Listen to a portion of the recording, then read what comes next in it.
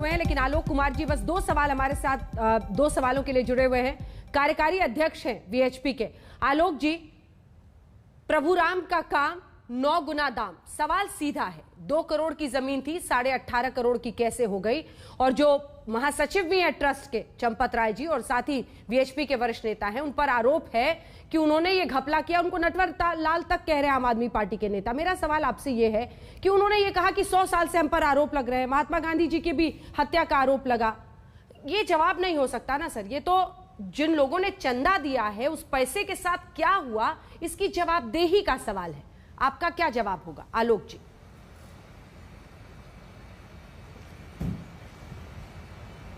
चंपत राय जी ने जब ये कहा था कि 100 साल से आरोप लग रहे हैं, तो ये भी कहा था कि हम इन आरोपों का अध्ययन करके जवाब देंगे।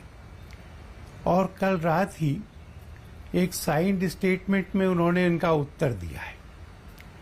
उस उत्तर को मैं सबस्टेंशियली यहाँ बताता हूँ, थोड़ा सा समय लगेगा। ये जमीन कुसुम पाठक और हरीश पाठक की थी।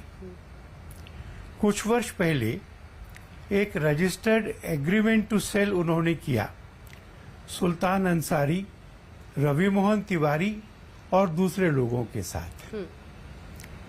कुछ वर्ष पहले वह एग्रीमेंट हुआ तो उस समय के प्राइस पर हुआ और उस समय का प्राइस था 2 करोड़ रुपए।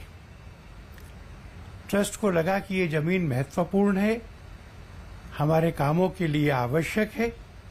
हम लोगों ने इन दोनों से संपर्क किया।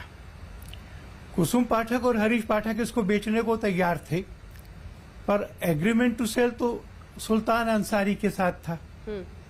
सुल्तान अंसारी इसको बेचने को तैयार थे, पर उनके पास में सेल डीड नहीं थी। तो कानूनी रास्ता निकाला कि कुसुम पाठक और हरीश पाठक इसको सुल्तान अंसारी और रवि मोहन तिवारी को बेच दें। ये सेल तो उसी प्राइस पे हो सकती थी जो एग्रीमेंट में थी। उस समय का प्राइस 2 करोड़, एग्रीमेंट में 2 करोड़, 2 करोड़ में सेल हो गई। सुल्तान अंसारी मालिक हो गई।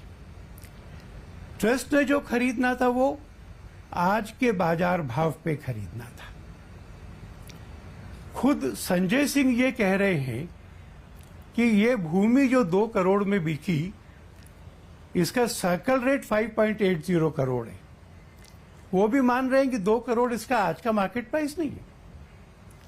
ये सर्कल रेट भी तब तय हुआ था जब सुप्रीम कोर्ट का फैसला नहीं आया था, मंदिर नहीं बन रहा था और जब नई अयोध्या नहीं बन रही थी। हम सबको मालूम है कि इन 2 घटनाओं के बाद अयोध्या में जमीन के भाव बहुत बढ़ गए।